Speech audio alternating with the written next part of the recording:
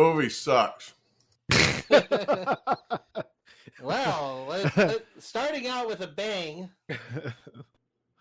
Welcome to a special edition of The Real Reporters. It's back from the dead once more. Dun, dun, dun. It's the Snyder Cut Roundtable discussion. I've got David. I've got Todd, who apparently hates the movie already. All All 4 hours of it. Damn, okay. We will potentially have a special guest joining us later, Mr. Louis Pineda. He is currently wrangling some children. First off, obviously we're talking about the Snyder Cut. I don't really know what to say if you haven't seen it already. It's 4 hours long, as Todd said. It's pretty fucking ambitious to watch. That's a word. Yeah. That's a word. Pretty sure Todd feels like it was a waste. Was it a waste of time for you, Todd? Like, just in general? I mean, let's get it over with. The movie wasn't bad. Okay. It really wasn't. Okay. Do I remember the original? No. Yeah. I don't remember the differences. Yeah, so that know. was difficult to consider. So, obviously, just a little bit of backstory here. Justice League 2017, directed by Joss Whedon, for the most part, we'll say. For the most part. No. I would highly disagree and say that Joss Whedon did a director's edit.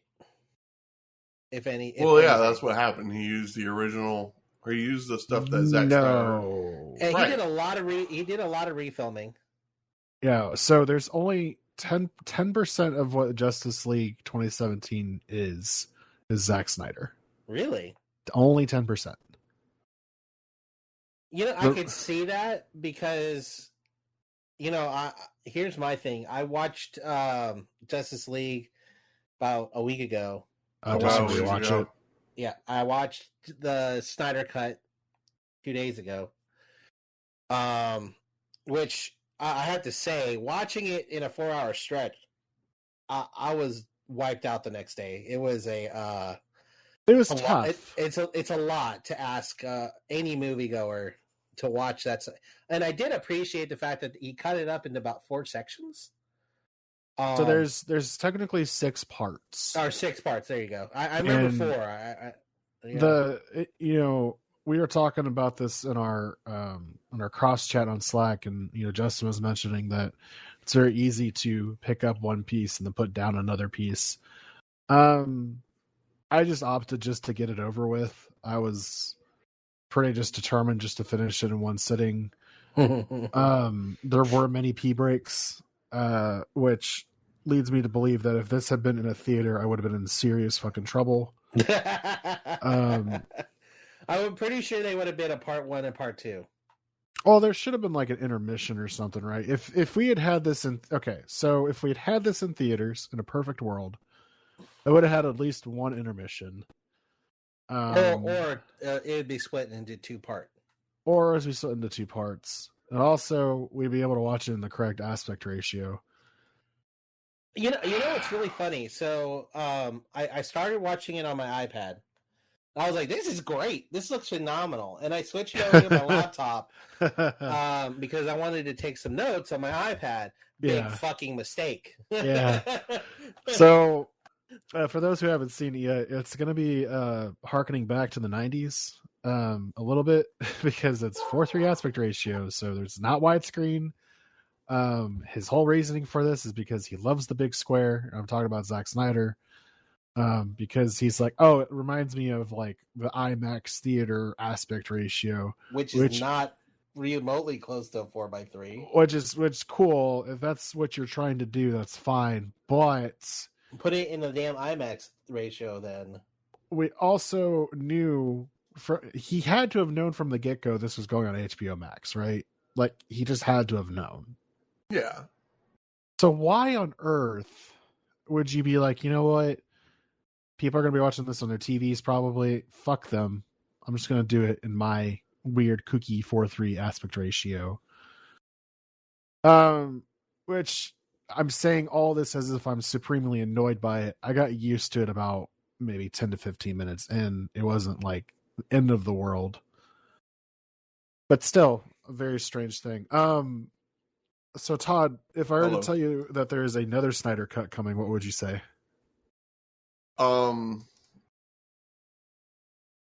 Trim it in half, and then we'll talk. Okay. So it's gonna be exactly the same length. The only Nope. difference is it'll be black and white. Done with it. Nope. What? That is the only difference. Wait. What? Yeah. So he's doing a black and white version.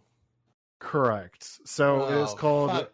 What is Justice League? I'm sorry, it's Justice League Justice is Gray. Ugh. No, not shitting Are you you. serious? I am Not, dead like, serious. Please don't tell Dead me this serious. is real. I'm All dead right. serious. Yeah. It makes me hate this more. So basically, this apparently he really likes the monochrome version, and to be fair, it's not the first time this has been done. They did it for Mad Max Fury Road when that was released again. It's called the Chrome and Metal cut. It actually looks really fucking good in black and white. I'm not gonna lie. And then they also did it for Logan as well. Now the Justice League. Now, if he makes it into like a special, like okay, yeah, here the alternate version will be available on the Blu-ray. Okay, that makes sense to me. Or obviously in this case, a separate stream. I'm okay with that, but I don't think I'd go out of my way to watch it again. So I will say that based on the length and the fact that there will be no new scenes, I am inclined not to watch it again. Like ever again. This is it. Like I watched it once. That's all I need to see. So what are your initial thoughts? So I watched it with Julia. And she like I was having a hard time remembering what really had happened in the original cut of this film. It's significantly different. It is. It is significantly different. For the better. So I will say that there's parts that really fucking drag. However, one thing that she pointed out that I thought was absolutely true, you feel more invested in the characters this go around because they really gave time to breathe and like invest in the individual characters' journeys a little bit more. Right. So that's what I appreciated about that. Some would say way too much time. Some would say that, yeah. Like I actually completely disagree with that assessment. Oh God, it's the first part with Aquaman is drags. Well, also you don't need the striptease, like spoken word. Also, there's a few problems with the Aquaman section and the singing that wasn't there originally. Again, it's just a little striptease for the ladies. The weird lady who's like, I'm gonna sniff this guy's shirt. Yeah. and also, Julia was like, why the fuck does he even wear a shirt if he just tosses it away? Well, he does that multiple times. He saves that one dude on the boat in a full outfit.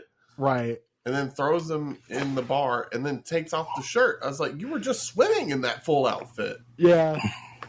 I can't deal. Again, it's for the ladies. No. Well, okay. I don't think any. So, no. I don't know if fireworks are going off or. Is there a thing? I know it's fireworks because Cooper just ran away to go hide in his crate. Cooper is I can't hear it, so continue. Anyways, so some obvious things about this particular cut.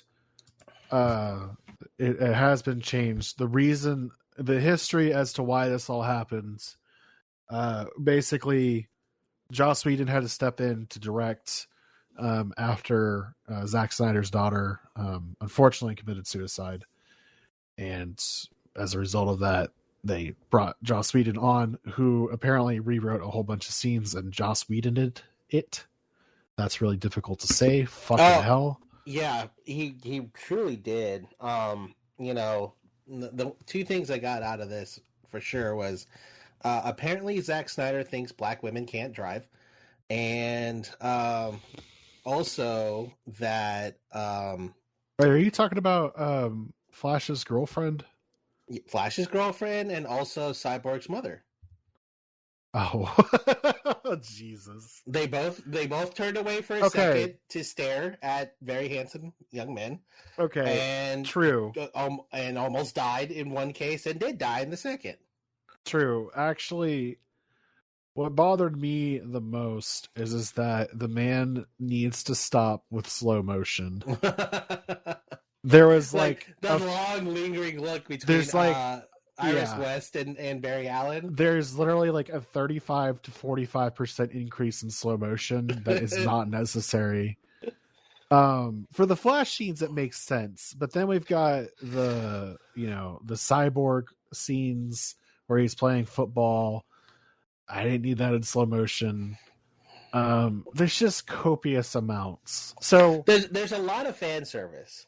There's a lot of fan service. There's a lot of fan service in this cut. And I mean, and some good, some not so great. Like the whole fleshing out of Cyborg, I actually absolutely loved, because the Joss Whedon edit didn't do shit for Cyborg. You didn't even know the Joss Whedon cut made Cyborg look like a fucking asshole.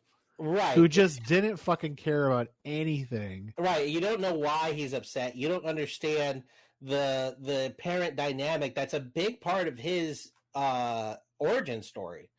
And I think they did a fantastic job with him. Like he seemed like just a better, more fleshed out character. They removed a lot of scenes that would have made him look like just a big old asshole that was just grumbly and angry all the time. I mean, to be fair, a lot of editions of his origin story that does center around the Justice League starting to form is him being very pissed off about and be very angry about him being transformed.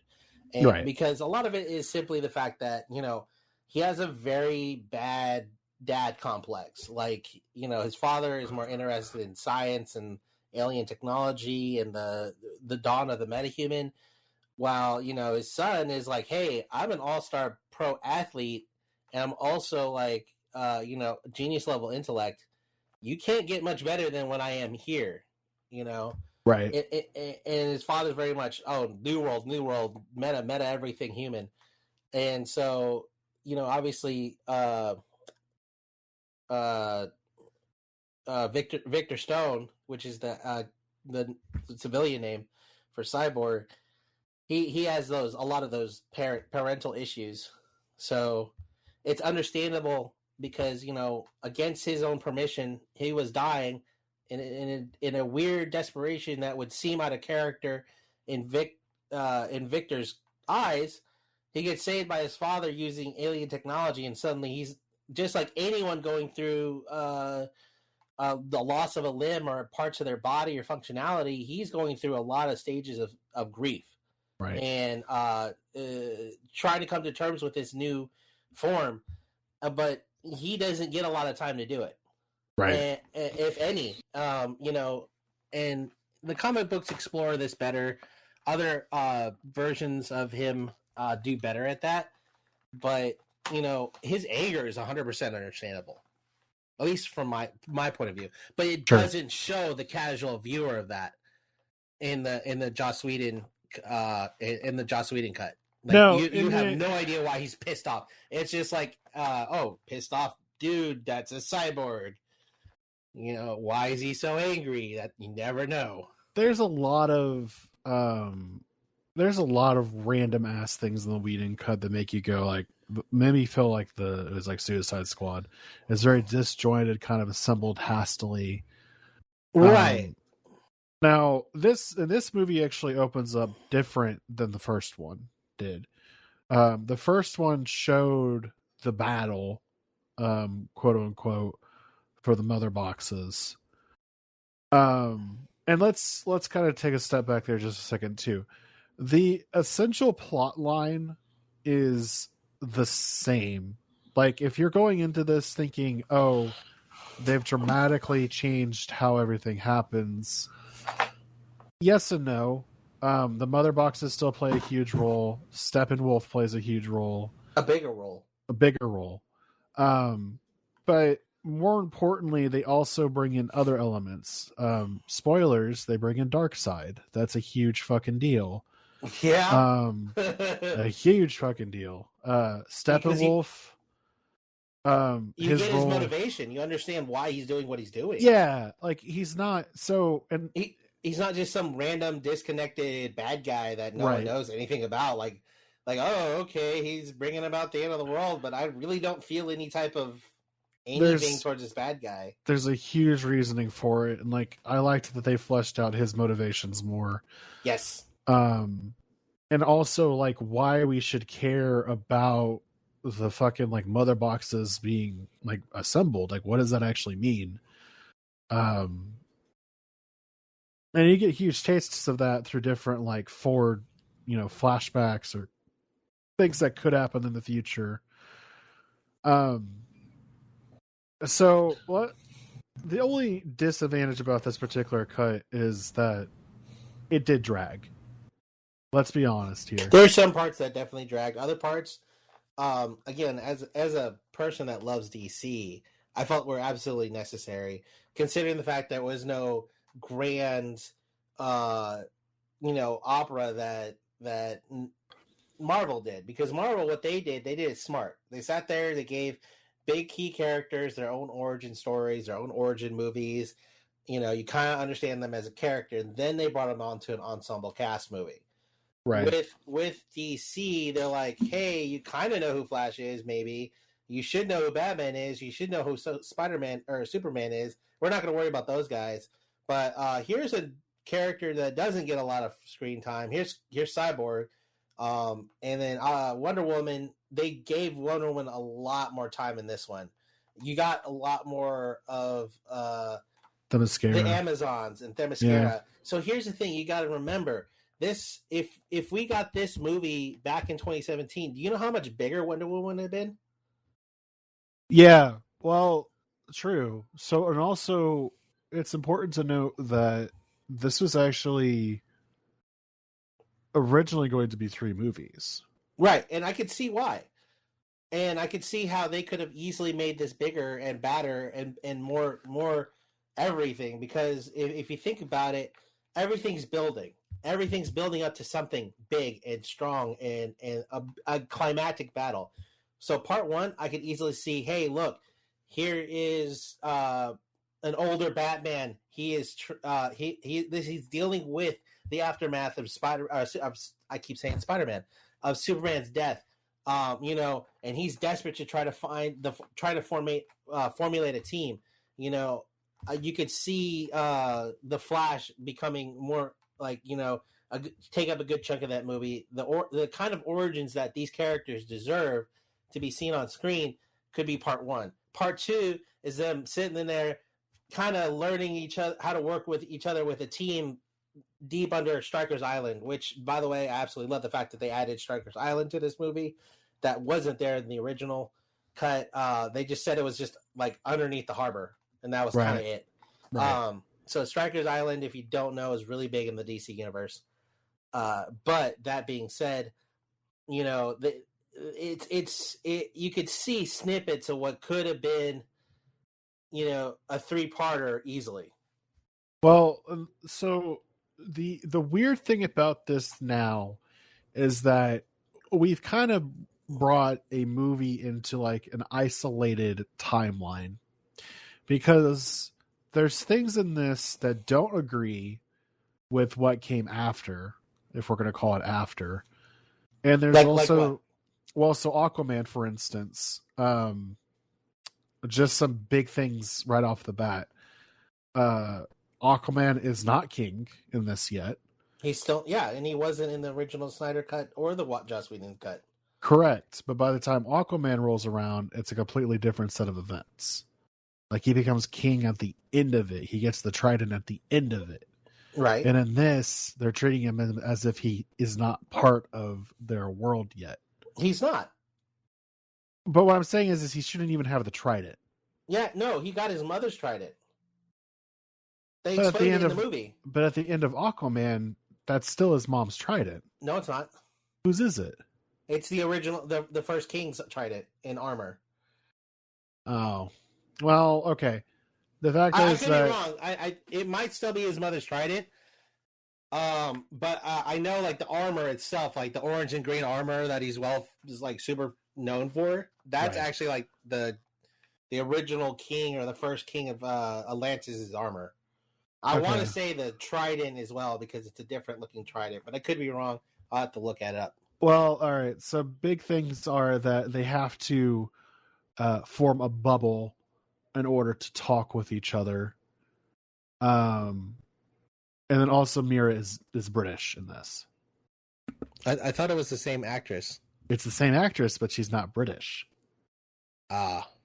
So in the other one, she's got like an American sounding accent. So these are just like small ass little quibbles that like shouldn't hear anything. Oh, great! Apparently, yeah. So I was right. So in the movie posters and stuff like that, he's using the King's trident and the King's armor, and in the first in Snyder cut and obviously Joss Whedon cut, he's using his mother's trident. So okay, all right, that makes sense. Thank you, Kevin, for telling me that this audio wasn't working. Wait, who? The audio of the Twitch stream was not working. Fail. So, well, it's because I have to go in here every time and adjust it, so that's fun.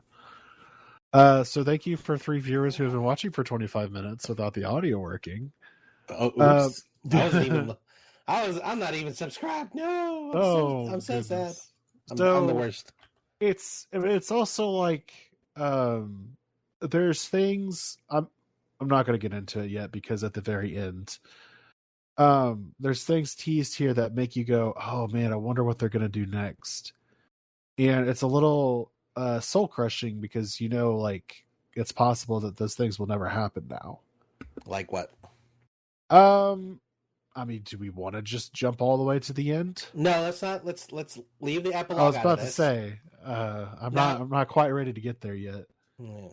But that's what is everything. That's what you're alluding to. Is just not necessarily.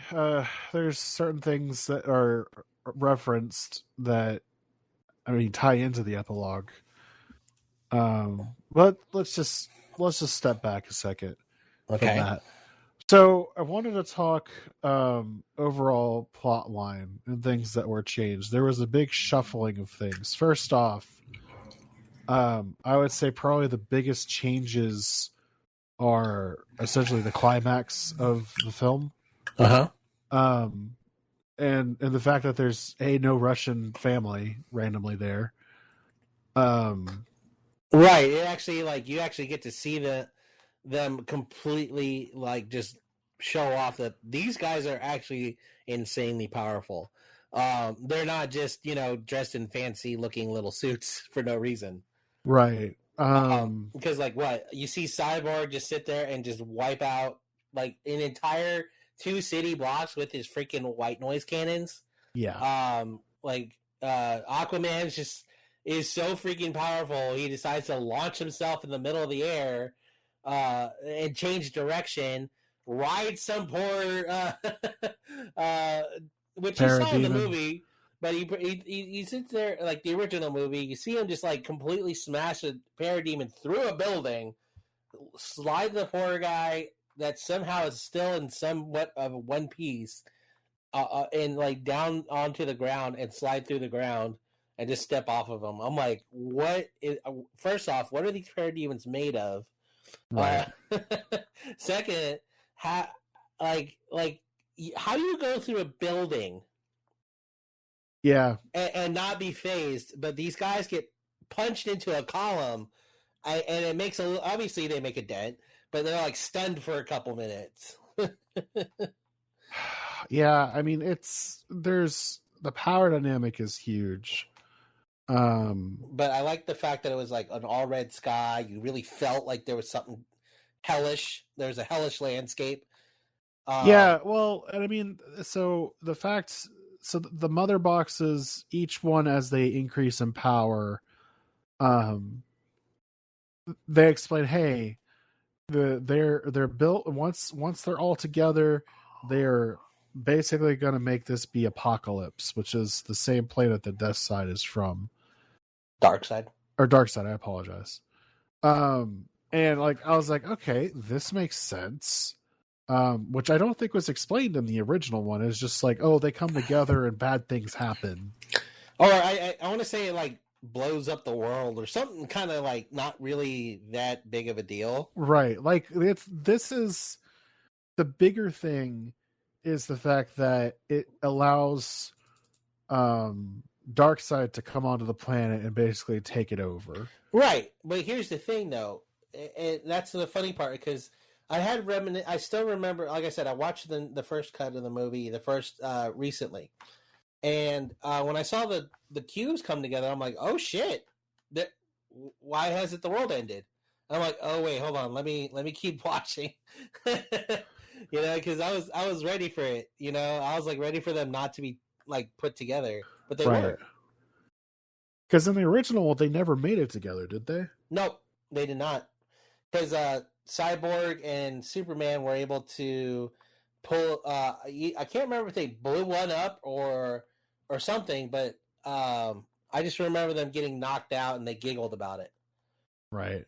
And there wasn't any real sense of end game for me in that cut. But speaking of the one of the final battles, what do you think about Why do I keep calling Spider-Man? Fuck. What is Superman? What do you think of his new black suit? Dude, so I really dug it. The fact that it was originally shot to be in black and white really was cool. I didn't realize they actually had to color correct all of that in the original Justice League. Uh-huh.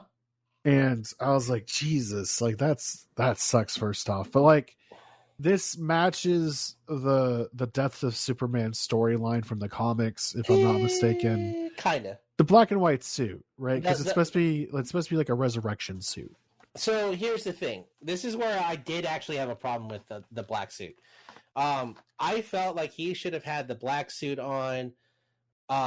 Here's the thing. So with the black suit, it's actually called the solar suit. Is the unofficial name for the black suit that Superman wears. Uh-huh. And what it is, the whole reason why he wears it is when he in the comics, he actually never dies. He doesn't need to get resurrected. Superman goes into like a sleep state, which is what was teased in the original Zack Snyder Batman versus Superman, where you see his powers kind of lift the ground a little off the coffin.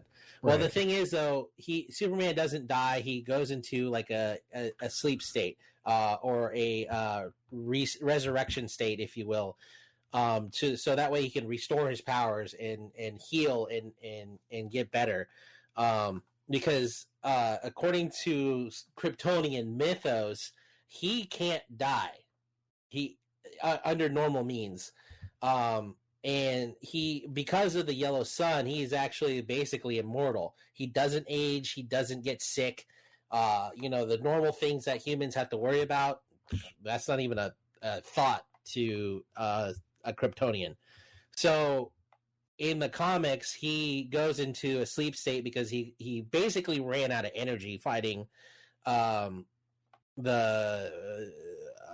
what's his name? Wow. Why can't I think of it? Doomsday. Mm-hmm. So he runs out of energy. He goes into a sleep state and he heals. The black suit or the solar suit is what helps he feeds his body the copious amounts of yellow sun energy that gets him to be where he is powerful and as Superman is now. And so the reason why he wears that suit is so that way he can actually battle and still do his Superman things without too much of a drain on his his body. Because it'd be no different than, say, a top level athlete, Sure. So that was the whole reasoning behind the solar suit. In the not the Joss Whedon cut. Well, Joss Whedon said he didn't like the black suit. He felt that Superman should wear the iconic blue and red. That's why you never saw the black suit in the Whedon cut. Hang on a second. I'm bringing on Lewis. Right. Okay. So user was moved to your channel. Welcome, Lewis, to our discussion.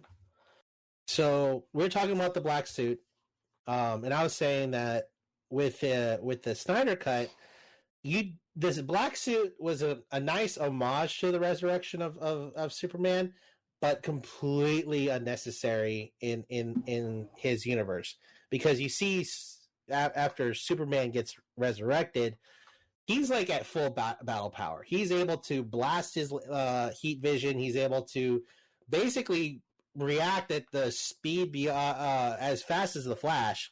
Right. He's able to basically bury Wonder Woman and Aquaman with his power.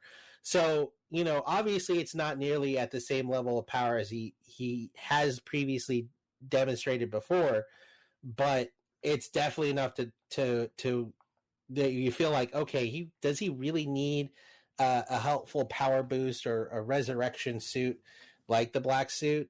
So it serves a completely different purpose in the film. Completely agree, and not to mention the fact that he in essence goes to his ship and chooses to wear the black suit, which is an interesting choice for him to make at that point. Because it's like, if he were to be resurrected and he just had the black suit on, I would have kind of bought into it more. But the fact that he had all these suits ready, and he was like, "Ooh, a black suit," but there was no context as to why he would choose to wear it. That part seemed a little weird to me as well. I did like the other additional suits that they showed kind of as a teaser in the pretty background. Sweet, yeah. Well, so you saw with the white one, right, with the little 4 lights on the front? Yeah. Okay, so you remember what that one was? I don't. Wait, that was in the movie? Yes. I blacked out on that. I don't remember any of this discussion of suits. Oh, well, it's not a discussion per se. It's him. I don't remember seeing any other suit. I just noticed, he's in the black suit. Yeah. You might have drifted off right before that. I think I did. First of all, so I was pissed off. I'm sorry. I literally, thinking about this movie made me physically ill and had to go to the bathroom. I understand. Why does it took 3 hours to get to Superman? Yeah. But no. Why did it take 3 hours to get to Superman? No, not why, but did it have to? No, so that's one thing that we were talking about. This had to be. Right. That's true. Where does it show the suits? Right. So it's before he shows up at Alfred. It's okay. Yeah. It's shortly after he speaks with Lois for the final time on the farm, if I remember correctly. So first off, also the battle, quote unquote, where he comes back for the first time, or he completely melees and destroys Steppenwolf. There's suits that I didn't see before. Yeah, so you see the white and the 4-dot one. The 4 dots, that's their alien spacesuit. That's the ones that they use for the Kryptonians use to explore other worlds. If you remember Man of Steel, that was the actual power suits that Zod was wearing. Yep. Except obviously the ones he was wearing were all blacked out for military purposes. Also, can I complain that there isn't a skip 15 seconds ahead button on HBO Max? That'd be really useful right about now. You know what? I agree with you on that one. I was like, oh, I'll just skip a couple of these scenes because they're boring. No. There actually is on mobile or on iPad as well. No fuck. Oh, is it because it's using the iPhone controls? Probably. Yeah, I'm watching it on a web browser.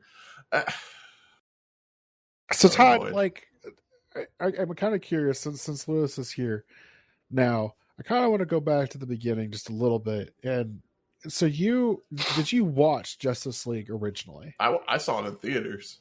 Okay. Yeah. And you watched this version, and you said you think it's a better version, correct? I honestly like it better. Okay. Do I think that there are still a ton of flaws? Absolutely. Oh, I mean, if you saw my notes, Jesus Christ. I thought about taking them, but then I just got mad. Mostly I was just writing fuck Geoff for making me watch this. Hold on. So I say, did Peter Jackson actually direct this? Why the hell is there so much terrible music and a lot of stupid, pointless scenes? Yeah, so they played that Wonder Woman sad music way too much. Oh yeah, not her the rock theme. version, not the rock version theme, but like the weird Athenian. According theme. to the subtitles, it's lamenting music. Apparently, Superman's screams can make boxes wiggle. Yeah, what is this about? That was confusing. I didn't understand that. Was You know, there a reason for that? The reason is that essentially Superman's power was keeping, Darkseid and the evil forces at bay, and his death. That is total bullshit. Yeah, see, what I'm confused about that What is... happened to the 30,000 years before that, or whatever it was? I'm explaining the movie's explanation. I'm not saying that I agree with it, but that's the reason that they put forth as to, how this essentially happened. The sound of his cries are basically alerting the mother boxes, hey, this dude's dying. Right, but the mother box apparently. shouldn't even know who he is. No, it's all knowing. Well, yes, it's all knowing. So yeah, it really does. Like it's. But the thing is, what does him in particular have to do with the mother boxes? He is Earth's last hope. Right, but he's not from Earth, therefore the boxes shouldn't know who he is. But it is mentioned that it understands what a Kryptonian is. Right. It understands a Kryptonian. It understands. Well, that's what a because there are lantern other is. mother boxes from other worlds. These are as far These as are I the know. only mother boxes. These are the only mother boxes. These So are they just so happen to be on Earth. Well, Right. yes. So kind of. You remember that extended battle scene where you actually get to see Zeus and Ares do their Yeah. thing? And Ares fucking destroys Darkseid? By the way, was one of Which those was guys Carl awesome. Urban? It kind of looked like him. It looked like Carl Urban. I don't think it was, but it did. It wasn't, look like but him. it totally did. It was a Gerard Butler knockoff. That's exactly what I was thinking. I was like, it was like either Gerard Butler or Carl Urban had a baby, and then made it Greek. Which is There you funny because, like, you'd be like, you know what, Zack Snyder would fucking bring in Gerard Butler for a fucking 30-second cameo. Yeah, but Gerard Butler would have to have the abs again, and he didn't have the abs. The night we died in hell. That would have been awesome. So yeah, it just I get it, but I don't at the same time. The fact is they acknowledge that the reason why they didn't really fuck with Earth was because of Superman.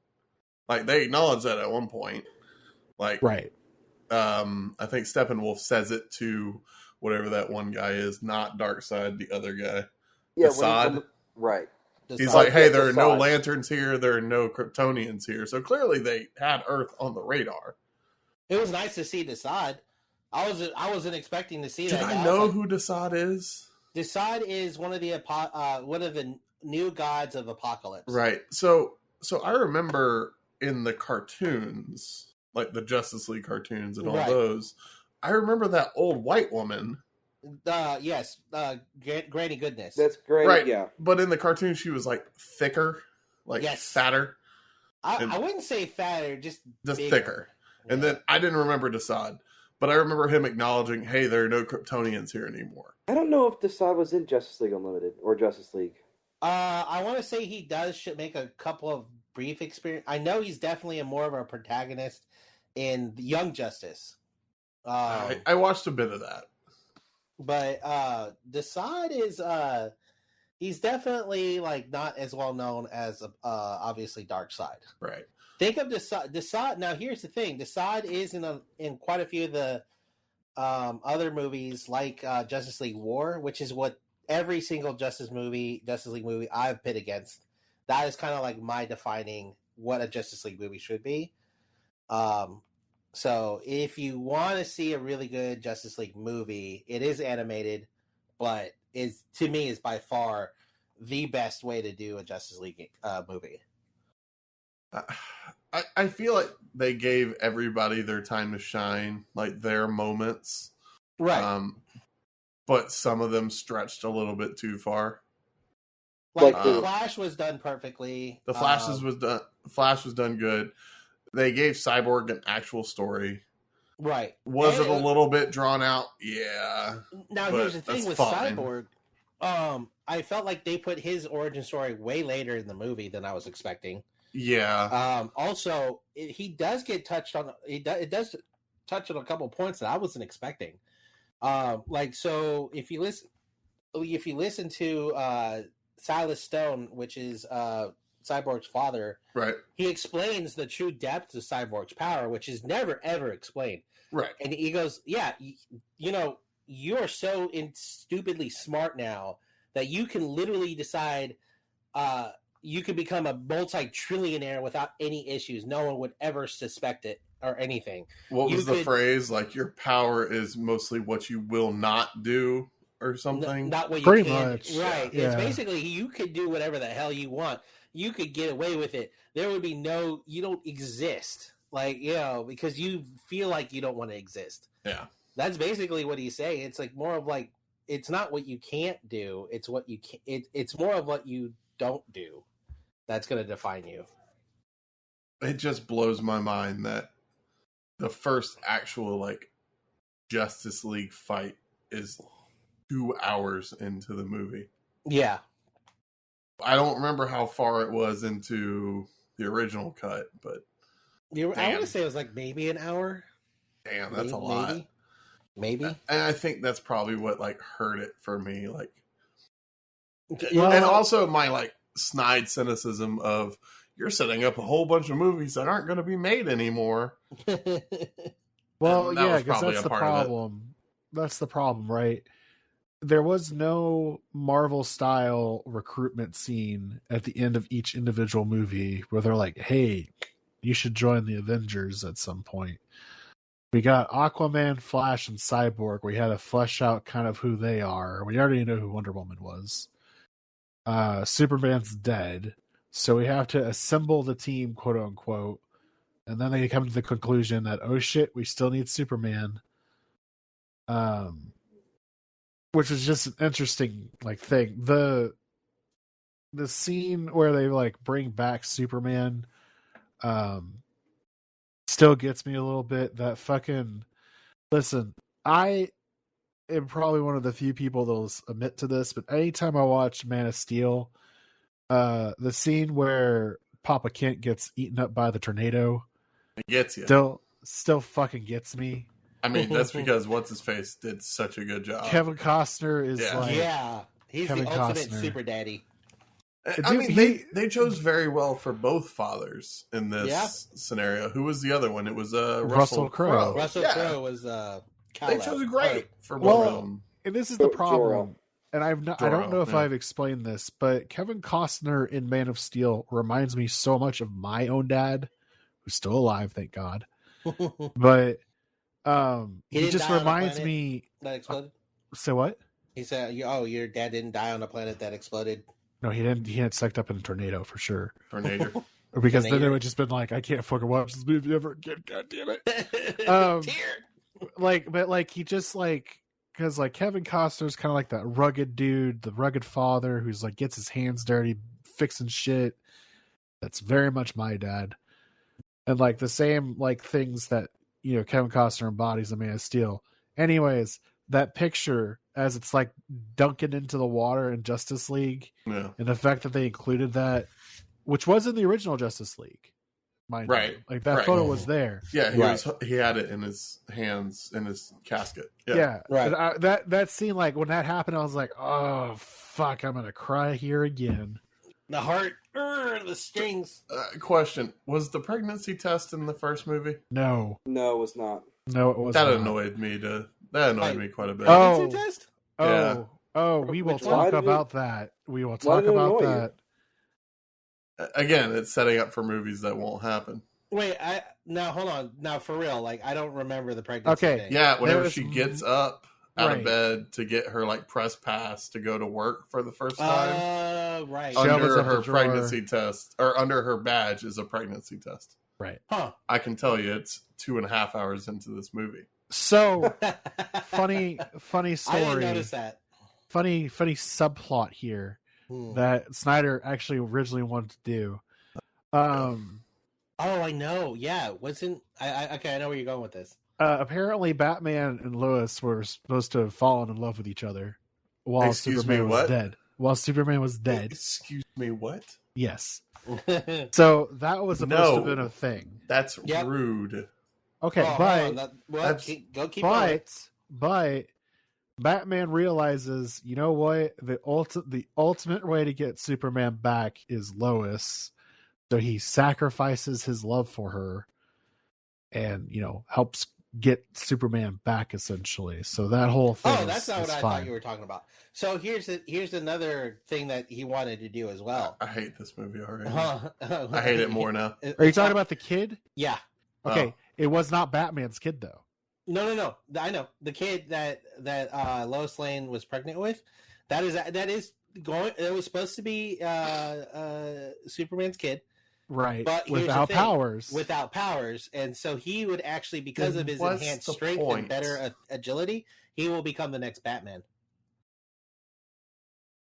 No, I hate all that. Spoilers, in the third arc of the Justice League movie, Batman dies. Yeah.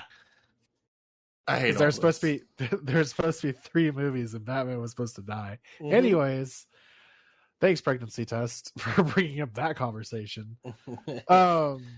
God damn it, Snyder. So, but that's the funny part, right? He was like, it would have happened like that, or, something like that. He's just like casually like dropping these little bombs of like, oh yeah, by the way, this is what would have happened, blah, blah, blah.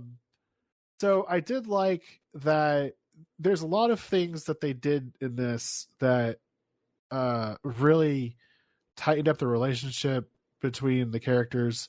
First off, there's no like weird massage scene where Wonder Woman like massages Bruce Wayne, and they're like, was that a thing? That was a thing in the original. Yeah, in the plane. And what? It was weird. It was so gross. It was weird, and it was like, hey, possible romance setup. I'm okay with that one because in my head, that is the canon. Diana and Bruce. Yeah, that is canon. Yes, but it's just like weird, right? Like out of nowhere, he's like, "Oh man, my shoulder's kind of tense." And what I would have hoped would have happened was that she would have accidentally hurt him because she's too strong. That would have been funny. Here's the that thing. Funny. So that's I think it was what he hurt himself in one of the battles, right? Right. Like his shoulder needed to be put back into place. Yeah, it was post the Steppenwolf in the sewers. In the sewers, yeah. Right. Right. And that's fine. But there's also moments where like Batman doesn't like use people in this movie, which is better because like he was like, I'm going to get Diana angry by reminding her of the fact that her boyfriend is dead. Right. And like, he doesn't use his knowledge against her. He doesn't. And then he also, and this is very crucial to me, he doesn't use Lois as bait. Right. Yes. He doesn't use her as bait. He's just like, he sees Superman there and he's just like, you know what? I'm kind of fucked. Yeah. I deserve this. But I'm kind of fucked. 2 things we need to discuss about that. Two things. One, you see Superman uses heat vision and just completely obliterates like all these like armor at like super thick armored trucks. Right. Like it was nothing. Right. What the hell does Batman have on his gauntlets? Well, they explain it. To take that damage. They explain it. What? Oh, how? I don't remember this. It's the photo cells from early in the movie. Right. There's a scene where Alfred is working on his gauntlets. Yeah. And he's like, oh, it absorbs the energy and blah, blah, disperses it. Yeah. Right. Oh, that's right. Okay. And he even uses a Kryptonian like gun, which I guess is. Oh, I thought he used a parademon gun. Yeah. It was the parademon gun. But I guess that's pretty similar to Superman's heat vision. I don't know. So here, let's. Well, I mean, either way, it's energy being dispersed. Right. You could assume it was so. Now, this is the problem. Sense. This movie is so damn long, you forget shit. I mean, I'm just happy they kept in possibly 2 of the funniest things. The Flash stole a hot dog because he's a thief. Yeah, he did steal a hot dog. That was actually hilarious. What were 2 of the funniest things, Todd? they're right next to each other. One is the look on Superman's face whenever Cyborg shoots that like ion pulse thing at him. Oh It's yeah. maybe one of the ugliest faces I've ever seen on arguably one of the most handsome men out there, Henry Cavill. Probably, yeah. And then I love how they power scale correctly whenever the Flash starts running and then all of a sudden Superman's eyes catch him. Yeah. That is one of the most badass things in the entire movie. Oh, for real? I was like, oh, he is so fucked. As minute of a thing as it is, it really scales him. Hey, I'm fighting 3 of them, and I'm still tracking you. Right. I'm glad they kept that. That was legitimately scary. He looks. I was worried for Barry for a second there. I was like, oh, damn. But again, a lot of this problem is I don't remember what's from the old version and what's from the new version. I know that one's in the old version. Right. Parts of it were in the old version. Now he didn't have a stupid CGI mustache, which thank God. Praise Jesus that he did not have stupid Mission CGI. Impossible. Because the whole opening was different in this. Right. The little one-on-one fight with Diana was in the original too, right? Right. Yes. It was.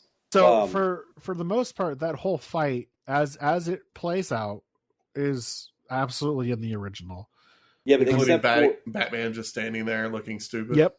Well, no. To Jeff's point, he called, I think it was Alfred or somebody to like bring her in, like when he knew that he was fucked. Yeah. But in this version, he's just like, he takes that heat vision to the arm. He actually combats Superman a little bit. Lois actually was already in the area because they set that up, which made complete sense. Right, that makes more sense.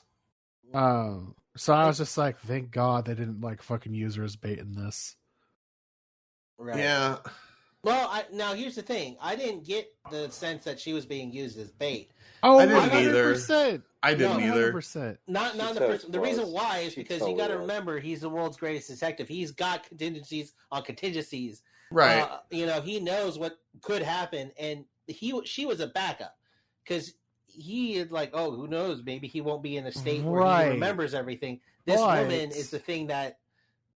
But he could have also not known that. Like, no, absolutely not. That is completely incorrect. And the reason why is because of the flashback with the Flash going through dimensions and giving him a warning about Lois. That's how he knew to use her. I don't disagree with you. But okay, let's go with the but. Because they even set it up in this that even Wonder Woman was like, hey, by the way, Lois is the key to everything. He's like, yeah, but I don't think that's what he meant. I think this was something darker. And those were his specific. So I don't think that holds water necessarily. I think he had a hunch that it would trigger something in him. And I think he just used the hunch to his advantage. Right. I'm starting to swing back to hating this movie. Why? Because there's a lot of shit to it. There's a lot of extra. There's a lot. I mean, you got Martian Manhunter visiting Lois in the middle of the movie. Oh, wow, yeah, dude. Yeah, dude. I was about to get on that. I did not enjoy that at all. Here's the thing. I love that actor though. Yes, great 100%. He just looks weird in the costume. The mom comes in and she's like, you know what? You really should get your shit together. And I was like, yeah, that makes complete sense that she's a strong, independent lady. She cares about Lois. She's just in there just to make Lois feel good. And then all of a sudden, randomly, oh, I'm going to turn into Martian Manhunter because God knows why. And it just like that listen. Well, hold on. Now, here's the thing. You got to remember, if this is the truth, and that's John Jones, which we now know it is, he's been a part of this since the beginning. Since Man of Steel. Correct. Mm-hmm. Correct. Here's how it could have been done better. Okay. You just introduced him at the end like he was already. Right. And and that's it. Like, he didn't... That scene where he transitions from Martha into Martian Manhunter was... Shut up. Doesn't it was completely unnecessary. It was just like, oh, by the way, we can fuck with your minds now. Nobody is who they say they are. Like, it was just like, it was completely unnecessary. And a waste of the $75 million budget that Zack Snyder had for this. I just feel like the CGI was like very poorly done on It Martian was. Manhunter. It was. The CGI in general is poorly done. He was too the glossy. beginning of the movie, it just felt like a 90s It like was Xena really- Warrior Princess. It was really blurry. It was bad. It was like very shoddily done. Actually, you know what? The one thing that really stood out the most for me was the when Diana was on the funeral pyre. Yes. The fire. Yeah. Oh my God, the fire. The fire wasn't well done. It looked like it was from 2000. Yeah, so you could definitely tell where it's like you could tell that people volunteered to help with this cut, but it definitely doesn't have that glitz and glamour of they brought in Weta to redo Steppenwolf's model. Which I was about to ask about that because he looked different. Improved armor. No, the original armor didn't move. It wasn't that CGI. It was still CGI for sure. Also, his face got squishier. Yeah, so Steppenwolf is physically larger. He's got the weird, creepy, spiky armor that moves around on its own, which I hate. Did they not learn their lesson with the Green Lantern? Bad. I loved it though. You what?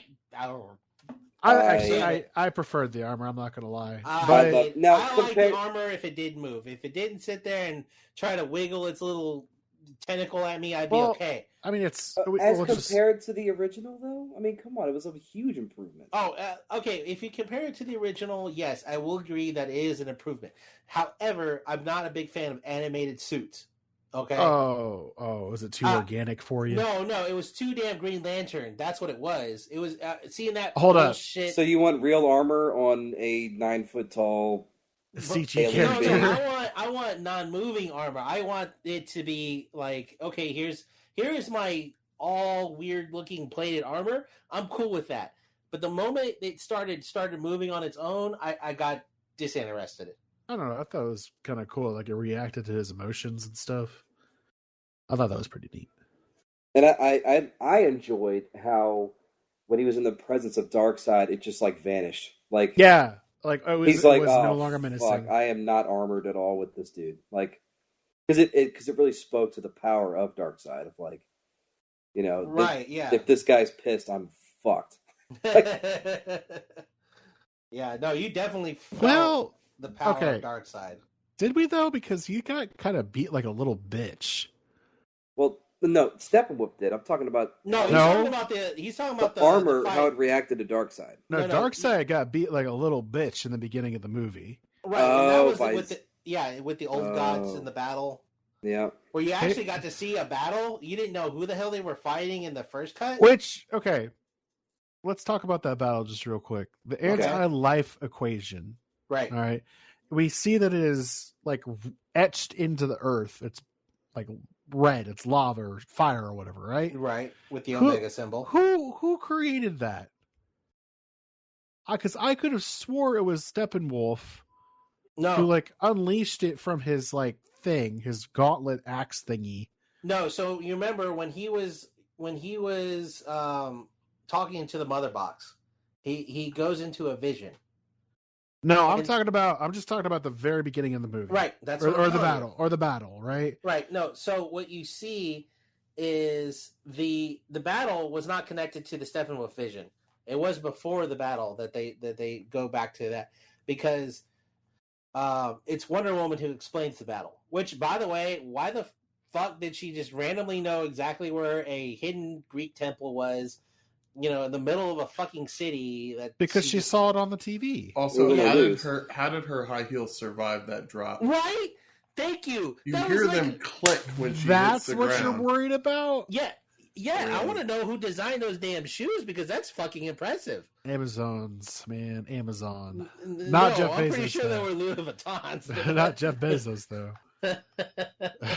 Jeff Bezos is like, that does not represent the quality of our product. So what were you asking about the like symbols on the ground? Who made it? So okay, so you know when Steppenwolf has his vision with the mother box, and he suddenly decides he wants to punch the ground, and you see the anti-life equation etched into the ground in like lava red, right? But it was at the battle too. No, yeah. Darkseid did it.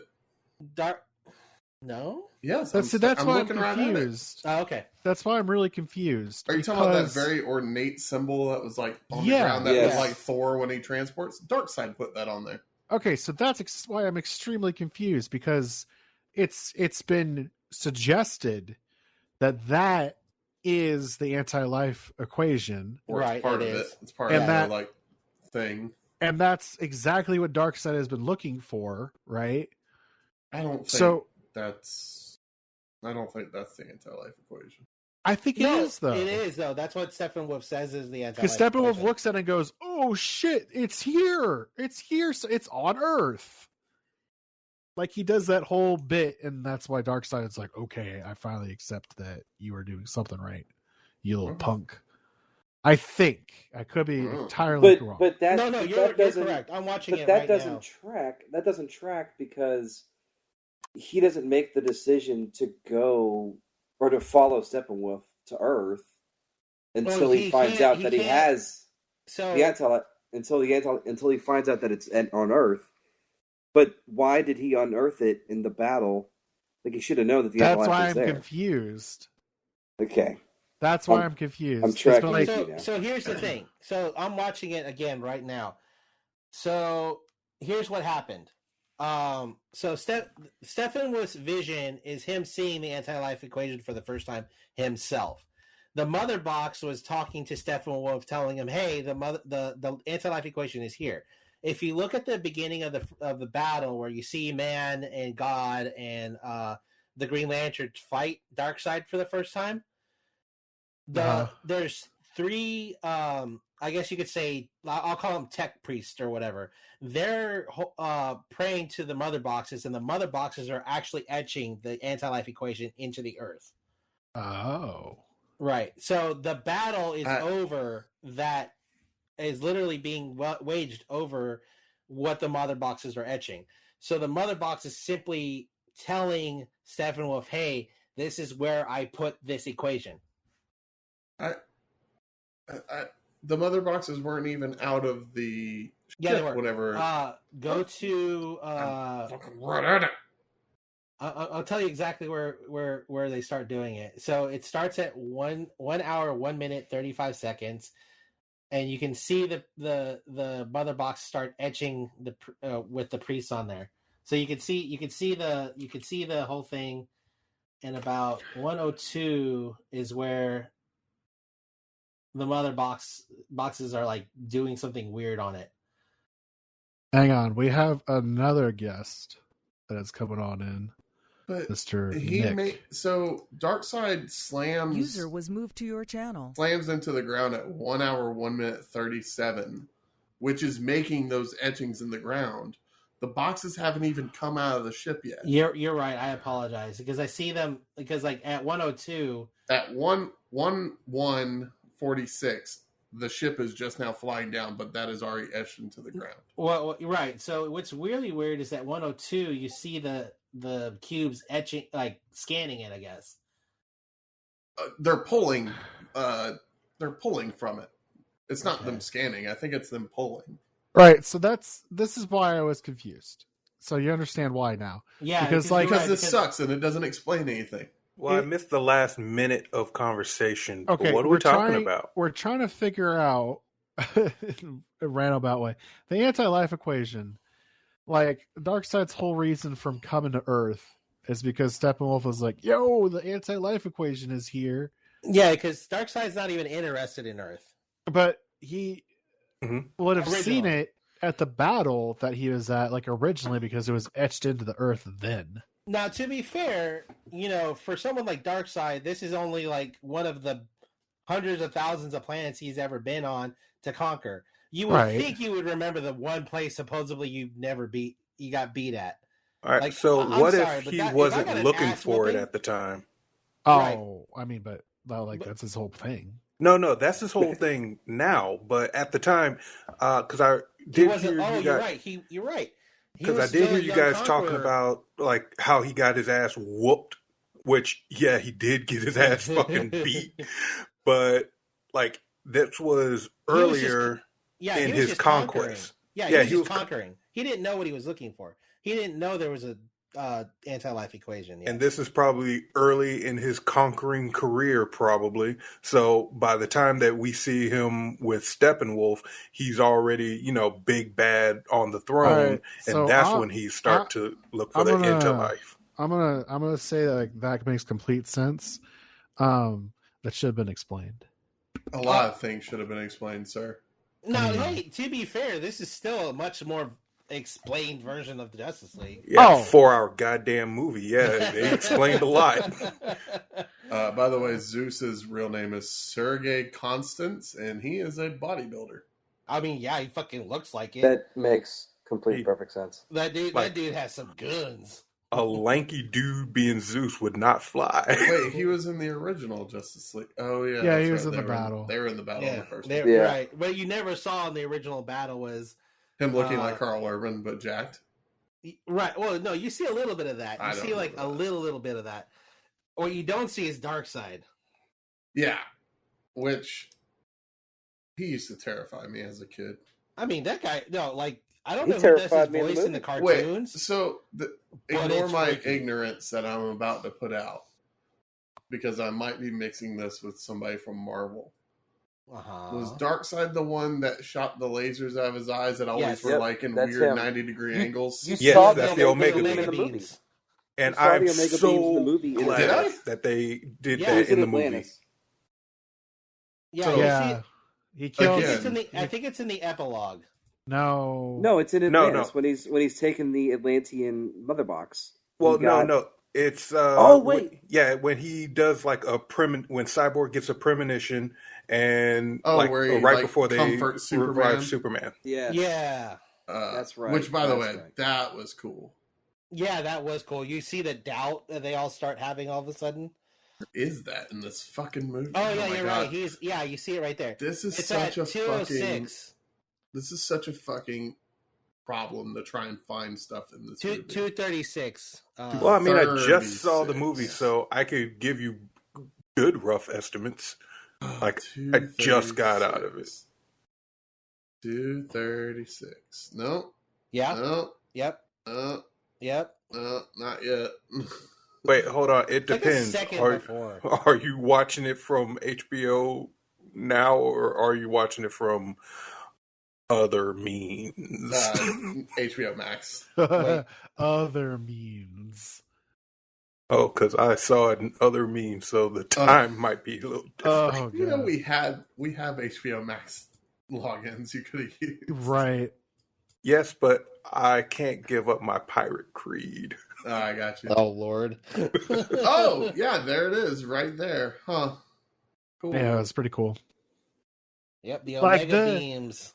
The Like, depiction the of funny Darkseid- thing is, I hate the Omega beams, yet love the Omega beams because yeah. they look so Yeah, fucking because silly. They're fucking cheapskate, but they are awesome when they're used. You're like, holy So shit. bad. Yep. I mean, like, you just see Superman take a direct hit with one of those suckers, and he's just like, oh, I'm in pain. Is it me, or did they not really, like... They did show his power, I don't think they dark put- sides, but right. they I didn't think- really fully push it. I think the reason why is because I firmly believe he was supposed to show up in the original Justice League. I would say part 3 for sure. Mhm. But they're also like, this is the thing about the Snyder Cut. And Warner Brothers was actually allergic to a lot of things in this Snyder Cut. Even though they're like, hey, by the way, you can do whatever you want. This is your thing. But there's a lot of teases of future things in this, of what could have been. And Snyder's like, I'm probably not going to be able to make these movies, but the demand for this has been so huge that there is a possibility that he might be able to do some of the stuff in here. And because of that, I don't think they showed Darkseid's true power in this just because they want to, really. Yeah, I think they're trying to do the same thing that Marvel is doing, obviously, but with getting pulling everything into this, and they probably cut out a lot of the Darkseid stuff because they want to just build the hype train off of all right, well, what can we push out now? And instead of just having everything in there for somebody to look forward to out of one movie, just keep pumping out movie after movie. Well, and then there's also like there's brand new scenes in this that have been constructed. Like, obviously the Flash scene where you first get introduced to him, that was already baked. It was just cut on the cutting room floor. Hey, David, by the way, your gain's a little high. Oh, sorry. Oh, Jesus Christ. And buy eardrums. You don't need them. Sorry, it just I was just hearing it and I was like, I need to say something. I was typing it the second that you were saying sorry. it. So the introduction of the Flash, that was obviously on the cutting room floor. They brought it back into this. Every moment that feels like it's a little long, I just firmly believe was just sitting on Zack Snyder's laptop, and he was like, you know what, let's throw it back in, and I'll use my $75 million budget to like really amp up the effects, because the original climax, which I'm still having PTSD from, is the fucking Russian family, and the fact that they said that, hey, this place was abandoned, but by the way, there's a Russian family here. Yeah, and they didn't have like 3 arms coming out of their chest. It was bullshit. That was so dumb. I'm glad they took that away. Right. Geoff, so why like, did you remind me of that stupid shit? I'm just saying, like, the climax for this was much tighter. They had the Flash doing better. Yeah. They had a Flash doing something. And then I think probably the coolest moment for me was the Flash being like, oh shit, when the mother boxes fuse, the Flash was like, oh shit, I can fix this. I just have to break my rule. Right. And that sequence was beautifully done. Brand new, was not in the original. And as far as I know, they actually pulled Ezra Miller off of Fantastic Beasts 3 to like shoot that scene. Like pull him away from choking random women? Yeah. I was about to say, wasn't he canceled or something? No, so that's the odd thing, right? Like, we can say that Johnny Depp got canceled. Amber Heard is like somewhere in the ether, right? She's like not canceled, but she's supposed to be at this point. And then they got this dude who literally choked a lady at a bar in Iceland, and they're like, you're just it was in like a Walmart or something. You're just like a weird, quirky dude. That's fine. You can still play Flash. It's fine. Well, it's because doesn't he have the gay get out of jail free card or something? I don't. Honestly, I thought he had know. I'm very eccentric. Yeah, like he's just kind of a weird dude. And I don't know if he was like off his medication or something. Whatever. Anyways. But I am glad that they added like those scenes because, like, full disclosure, out of DC superheroes, the Flash is my favorite. And I like that they made him gave him a much bigger role in this than just tipping the sword. I think that's fair to say for everyone in this movie. They had a much bigger role that was meaningful. Like Batman was actually doing something. Because in the original, Superman showed up and it was just like, okay, that's it. It's like that was it. In this one, yes, Superman shows up and Steppenwolf gets his ass kicked, but you also have Wonder Woman slicing that bitch in half. He gets his horn taken off. Like, it's just like there's a much bigger contribution of the team as a whole taking this dude down. Well, except Batman, because Batman was doing stuff. No. At the end, after Superman shows up, Batman didn't do shit. He even fell down the fucking shaft, and then everything went to hell. Flash saved the day because he's the best, and then they show Superman like picking him up. Still, he's just fumbling around on at the beginning or on the shaft. I mean, but arguably, if it wasn't for Batman, they all. Oh well, yeah. Obviously, because he brought everybody together and he has buckets of cash. Well, no, yes, and he legitimately broke the force field to let them all in there. He distracted all the. Yeah, God, Nick. Saying Batman's useless? Fuck off. Yeah, so your favorite on our superhero team, the guy without superheroes. Hey, look, he brought the carrier. He got the. He didn't even fix the carrier. Which, hold up, that's the weird part, right? Like the thing is busted, and it's then the it thing comes that back comes at the end, up right? At the end. I thought that was remember, bullshit too. It wants to fly. Okay. Cyborg is just like it wants to fly, and it's just like there's no engine issues. It's just perfectly flying again because he said it was a software issue. Maybe Cyborg fixed it. He put some badass software in there that fixes itself. I mean, this isn't the Flash healing his wounds. All right, I don't know what's God, the way the Flash runs annoys me. It was very silly. It annoyed the hell out of Julie. She's like, "What the fuck is happening with his hands?" It's like a weird version of a Naruto run. First of all, say that correctly. Naruto. Lewis, do you know what the Naruto run is? Do I know it? No, Lewis. I don't. All right, I'm gonna send it to you in a GIF if I can. Okay. Look up some redacted Area 51 footage from the raid.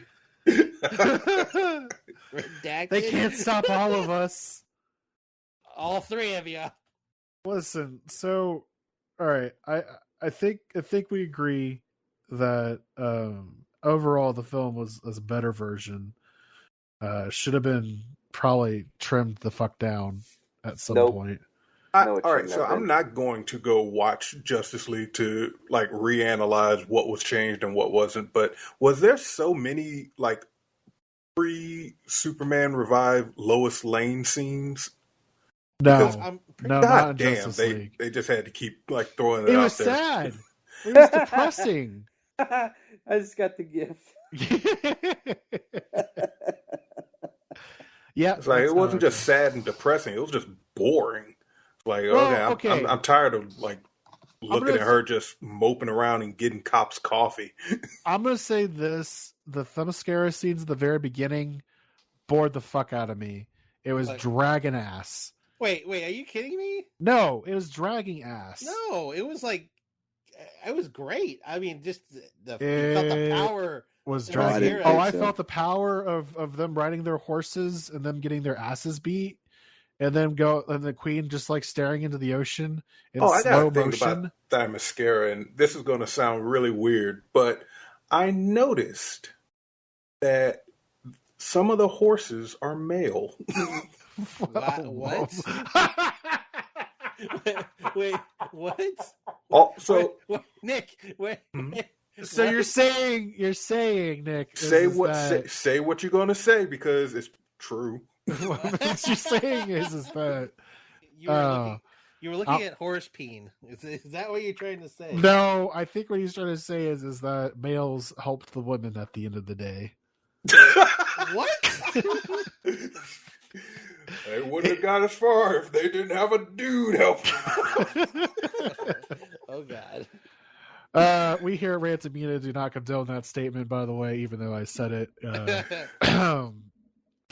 But yeah, it's just that was just a weird little thing that I noticed. Like, that's the weird thing you noticed. No, hold on. I gotta see horse peen. Man, God. Be careful what you search for, dude. I mean, as much Red Dead as I have played, I noticed a little. It wasn't the balls, but I did notice some horse peen, and it was there.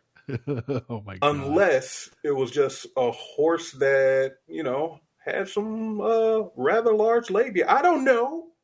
I'm not Is this the part where the girl dies for some reason because she's being squished in the legs? Yeah, and that's another thing. It's like, you're a goddamn Amazon, you can't pick up a horse. It's an Amazon horse. They weigh more. That's right. I got all that. They got all that peen. Like every ball weighs a metric ton. Jesus. You don't know. So, I mean, are we good to talk about the epilogue now? We're coming up on an hour 25. Let's do it. Okay. Oh, I mean, we have 3 more hours. We got. We have to I was max gonna the- say 3 more hours. Well, I mean, okay. Was there anything glaring? But I just want to say, like, everybody seems to be, dogging on the runtime, and yes, it was long, but at the same time, this isn't a traditional, theatrically released movie, and I actually enjoy the fact that he included every possible second in there, True. to fulfill it. So that's like it. Yes, it bothered me, but I also very easily, like when it was time to, see my children, I was like, oh, let me just pause it and I can just resume it later. And like I could pause it at the end of a part, and he broke it up into parts for me. And so I actually appreciated that aspect of it. See, I was like shitting on the runtime of it. Like, I don't have 4 goddamn hours to just sit in one place and watch this movie. But I did, and I paid for it. There was 2 things that I was thinking about while I was watching the movie. Is that when they had, or I guess they probably still do, but movies for television, like formatted movies. Yeah, like Hatfield and McCoy's. That was like some type of cinematic event where you're talking about like a miniseries. Yeah, a miniseries. Yeah. A miniseries. And so if you like cut them together, it forms one long movie, but they cut it into like 3 hours or 1 hour sections 3 times, right? Right. They were supposed to do that with this, but then they opted to say, you know what, fuck it, we're just going to release this as one big thing. And I can see them like making that decision with the idea of, well, if people want to stop watching for a little bit, they have to pause or just like close the browser and open it back up again. Right. And I want to know, did anybody else give themselves an intermission? Like, not just pause it to go make some, but like actually give themselves a little bit of time to process what they saw. I took multiple breaks watching this movie. Like at part 3, that's when I said, okay, I'm just going to pause it. And then I made myself like a long dinner and caught up on some internet. And then I went back into the movie. Once I hit 2 hours and then I realized, oh shit, they haven't even brought back Superman yet. I was like, I'm taking a break. I took like an hour off. I played Rainbow Six Siege. And I was like, all right, I can get back into this. So either it was the tail or the horse peen. But yeah, I can see what you're saying now. I'd never noticed that, but now I got it pulled up right now. I'll like go to the exact second I noticed that peen. I can't believe don't we worry. went back to horse dick. I mean, welcome to sir, the this podcast. is a family podcast. We don't say that word. Excuse me, the peen. Excuse me. I took a couple of breaks, but it was mostly just like pee breaks. I pretty much watched it all the way through. There was like a slight break when I got like my pizza that came in. Apparently you have a tiny bladder. I won't comment on that. Anyways. Well, I did take 2 pee breaks during it because I was drinking beers at the time. Right. I was drinking a lot of water. But also because I'm in my small apartment, I had the movie still playing on 1 pee break while I just peed with the door open. Nice. So I will admit, I got up at a couple of times. That is a true home theater experience. Yeah, So- nothing like the echo of a pee. So it's interesting. Watching Wonder Woman fight bad guys. So it's interesting that you guys all committed to like, I am gonna sit down and watch this. Like when you first. It's because some son of a bitch was like, we're going to do a podcast. Well, I knew that too, but I don't know British. if this is like just the way that I live my life because I've got small kids and whatever. But I was like, I planned out my day where I would wake up early in the morning, and I woke up at like around 6:30, and I was like, I can watch an hour and a half of it, and then I could take a break and play with my kids and feed them breakfast, and then while they're napping, I could watch another chunk of it, and then so like I purposely like set aside my day to like watch it in chunks, and I loved every second of it. I think that's partially why I had that freedom to be like, I'm going to watch this chunk and this chunk and this chunk. And 34:26. That's when you see horse peen. Just saying. 34:26. Yeah, that's exactly what I thought. Okay, cool. All right. For me, I actually ate dinner with the wife. I let her go to bed because she had work the next day, and I just sat there and watched it from 10 to 1 in the morning. Probably 2 in the morning. I just went and watched the whole thing. Work was rough the next day. Oh, I didn't have work the next day, thank man. God, but I was completely out of it. Because normally I'm in bed by 10. By the time this movie finished, Mm-hmm. by the time this movie finished, it was 10:30, and I was still awake from it. And that's the problem I have with a lot of media. Once I watch something, especially if I go to a movie theater, if I pay for it, I'll come out of that experience and I'll just be thinking about it for an hour to 2 hours after. So I didn't really properly get to sleep until about 11:30 or 12, and I get up at 6. So it was a little rough the next morning. Don't worry, Lewis. Everything got fixed as it should be. Well, that I fully trust. I haven't even thought about work.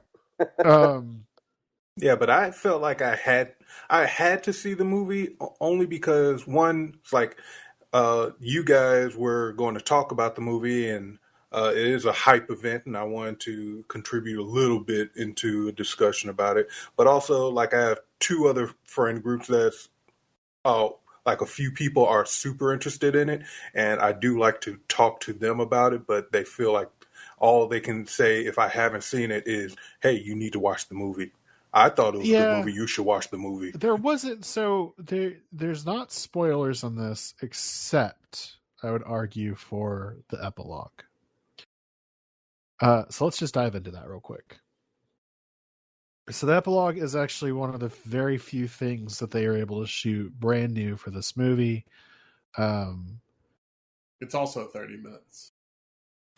It's also 30 minutes. It's actually 20, but yeah. It's a drag. Can I say it? Can I say it? You can say it. Motherfucking Jared Leto in the fucking role of a motherfucking lifetime. Yeah. Motherfucking Jared Leto. You know how I know it was motherfucking Jared Leto? Because this is the way the Joker should have been. But he looks nothing like the Joker from the other. Yeah, he's not damaged.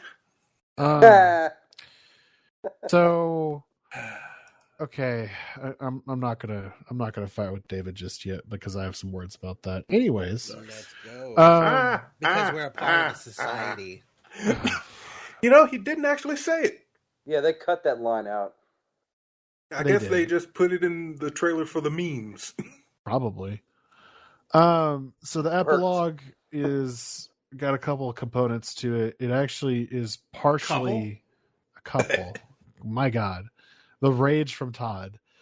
It actually is comprised of a couple different things. It's the end credits scene from 2017's Justice League with the breakout of I just forgot his name. Lex Luthor. And Deathstroke, is that right? That is correct. Yep. No, Walter Wade, right? Wade Wilson. Slade Wilson. No, I say somebody said Wade Wilson. I'm like, Walter excuse Wilson. me. So that scene is a little bit different than the post-credit scene because he actually offers Deathstroke. He's like, "Hey, I happen to know that Batman is Bruce Wayne," and that changes the scene quite dramatically because that wasn't mentioned in the original. So, because I saw that, and I was just thinking of how Far From Home ended, right? Where it's just it's such a good ending. Just reveal his identity. And me and Andrew, when we were watching cape shows every week with CW, we had a thing where it's how are they going to reveal their secret identity this week? Because it's a night of 1,000 reveals. They always do it. Right. So that was one thing that was changed different. And then it goes into very strange territory. Basically opens up in an apocalyptic scene that we've kind of seen before. It was in Batman versus Superman for sure. Batman dressed... Is that supposed to be the same timeline?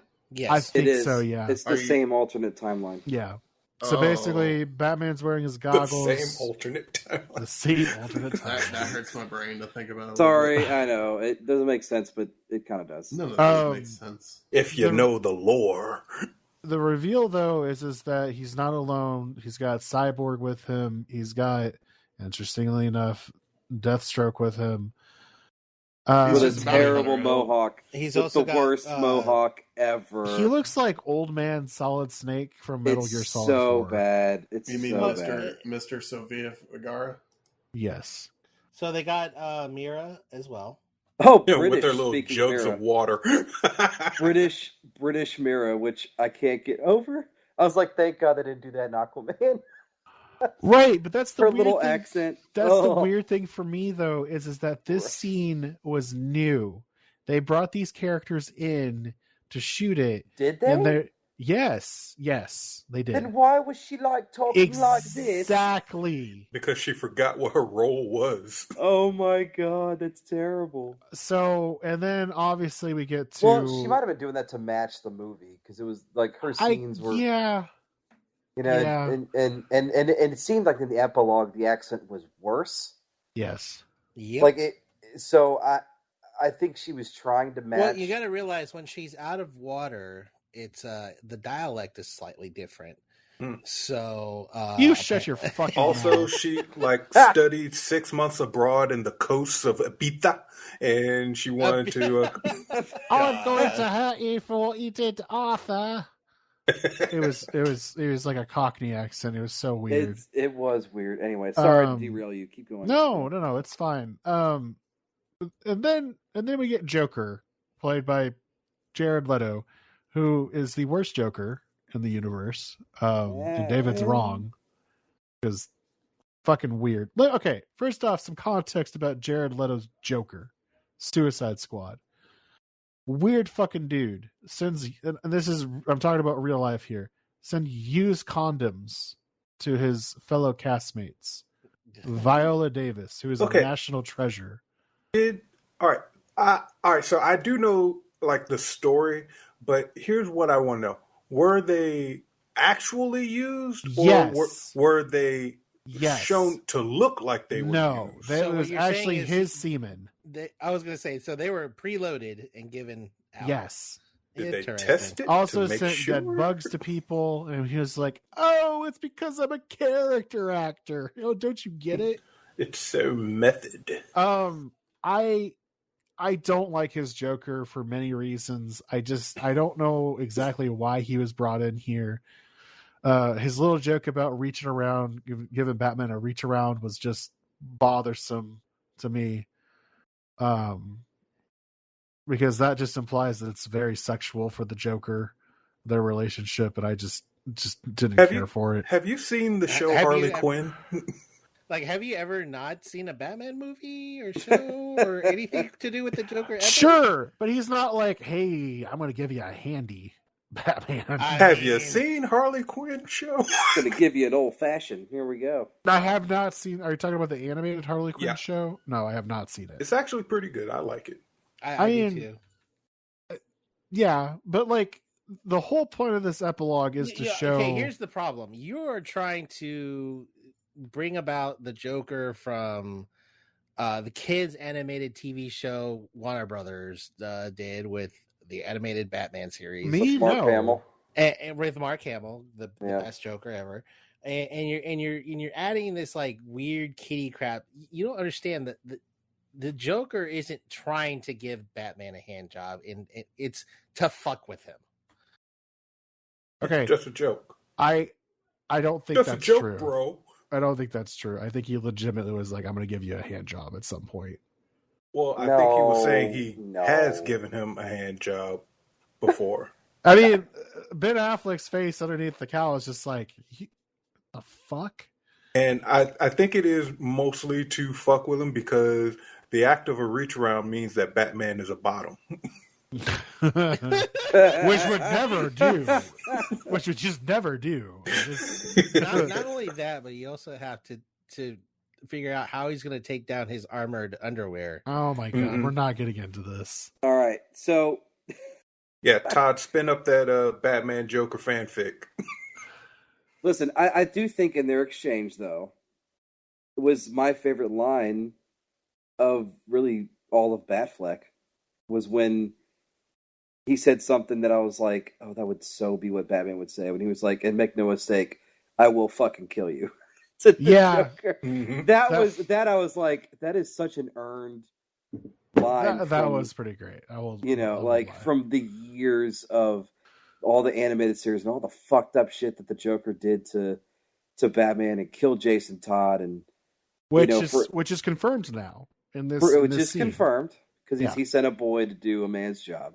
Wasn't it confirmed in the? No, not explicitly. Superman. Not explicitly. It was not never, explicitly. Yeah, it never was said that Jason Todd died, but it was heavily implied. And it was heavily implied that it was done by the Joker. But we never. Yeah. But that line was my favorite of the whole movie. I was like, oh, I like that. Also, poor Margot Robbie, she died. Yeah. Bleeding in Batman's arms. Yep. Another possible romance subplot. Who knows? Ezra Miller with facial hair. Batman's not a gentle lover. Yeah. Was that Ezra Miller? That was Ezra Miller. Okay. Because I assumed that it was... he looked way different. I assumed it was someone different, like a different superhero. No. Because they brought in the teaser for The Atom. Yes. And I thought that's who it was. This is the thing. Ezra Miller is, in that particular scene, he is wearing the armor that he was wearing in Batman versus Superman. With his long hair. So the scene that you see where he pops in for the first time in Batman's cave, and he's like, Lois Lane is the key. If you look at that freeze frame, it's exactly the same armor, hairstyle, everything. So I'm assuming at one point or another he would have used the time treadmill? Yeah. Something like that, right? To go back and be like, Lois Lane is the key, blah, blah, blah, in this alternate timeline. Right, because in this timeline, Superman is the big bad. Well, so it's implied... Darkseid's the big bad. Superman's like the henchman. Right, so it's implied there earlier in the movie in Justice League, the Snyder Cut, it's implied that Lois Lane has died. Because he's holding her corpse, her skeleton. He basically loses it, and in that moment, the fact that his will is broken, Darkseid is able to use the anti-life equation to basically take over Superman. Superman becomes his henchman, and thus this timeline is formed in which Batman is trying to stop him. Right, because the anti-life equation is basically slavery without revolt. Right. Yeah. It's just brainwashing. So all of this happens, and their base Cyborg is like, oh shit, we're being fucking tracked by him. He's here. Superman drops down from the sky, with his eyes not quite heat vision, but it's implied that that's how you know he's under Darkseid's control, because he looks like Darkseid's eyes. Yeah. So here's the problem with this movie being so damn long. I kind of forgot about the whole Superman working for Darkseid thing, and I thought it all of a sudden turned to Injustice.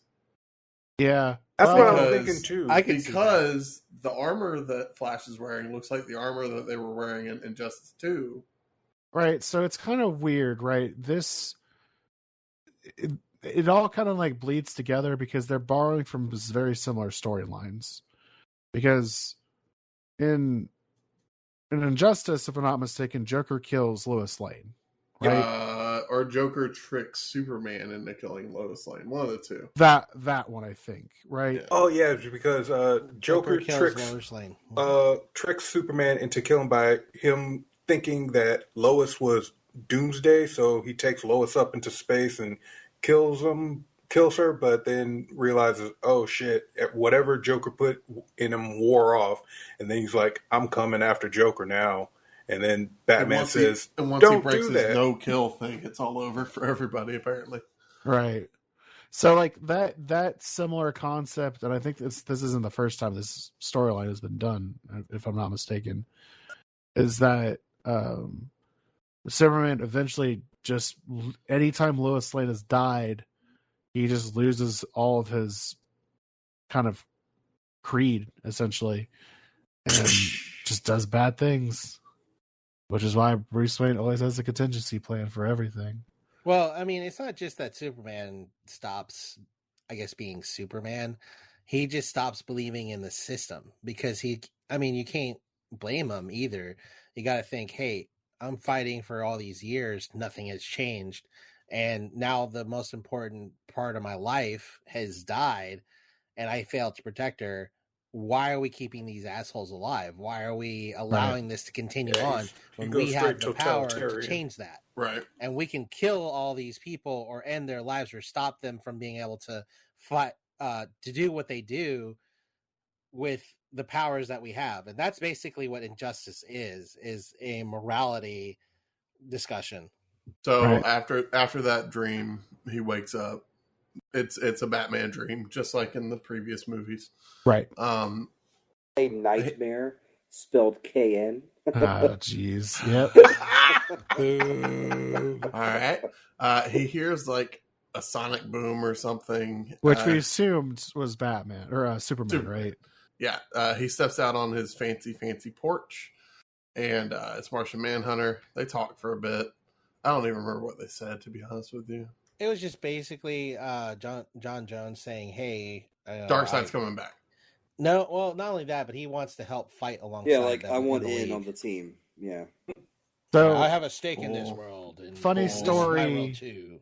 Funny story about this scene. It was originally not going to be Martian Manhunter. Who was it going to be? It was going to be Jon Stewart. That would have been better. That would have been. I would have liked that much better. Or it would have been better. Or Kyle Rayner. Or here's the problem. WB stepped in and said, "Hey, we have plans for Jon Stewart. You can't use him." Well, they could have used another Lantern. Yeah, but I would have preferred a Lantern over Martian Manhunter. Well, and that's the thing. I would have also preferred him to not be like, people call me Martian Manhunter. Bitch, just say people call me Jean. That would have been enough. Yeah, I would have taken that. That bugged me. I was like, Jean. Fucking nobody calls you Martian. Who the fuck would say that? Yeah, I feel like it's still a stupid name, even when they came up with it. Also, like, Julia's watching this, and she's like, I don't understand, like, he's been here this whole time?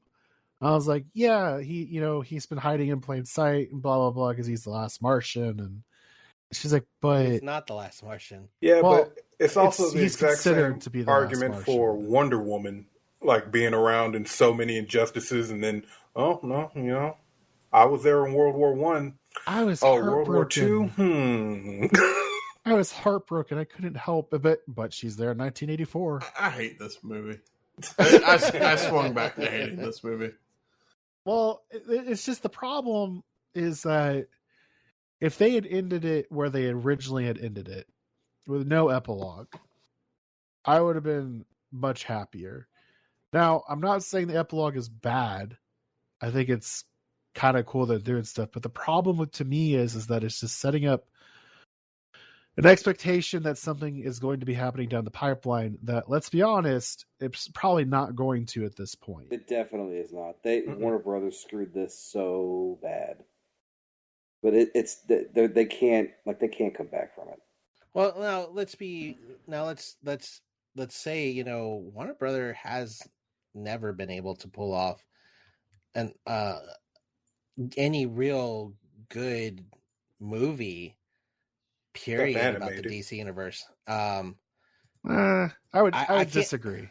I would disagree. Of course, I know. You're a big Nolan fan, but that's not even what I'm talking about. What I'm trying to say is like Aquaman, pretty decent movie. If Man of Steel, theaters. Wonder Woman, the first one was great. Man of Steel, great. It's the problem. The problem is Man that of Steel wasn't great. Oh, fuck off. Oh, yes, it was. It was. We're not talking about that movie. Oh God. I have some thoughts on Man of Steel, but that's not me. Let's have a part 2 of this, shall No. We? Yes. Because if we do that, then we have to do the Dooku. Well, because we have to do the Dooku. Oh boy. Can you explain to No. Geoff what the Dooku is? No, he has to figure that out on his own. He clearly isn't cool enough to know about the Dooku. I mean, Go ahead and Google it, Geoff. We literally talked. What did we talk about on retrospects, Nick? Probably because I have no idea what the fuck you're yeah, it talking was about. mostly retrospects that we talked about it. Okay. I think it was on our 90s episode. Yeah, it was on SideQuest episode 2. Go check that out, people.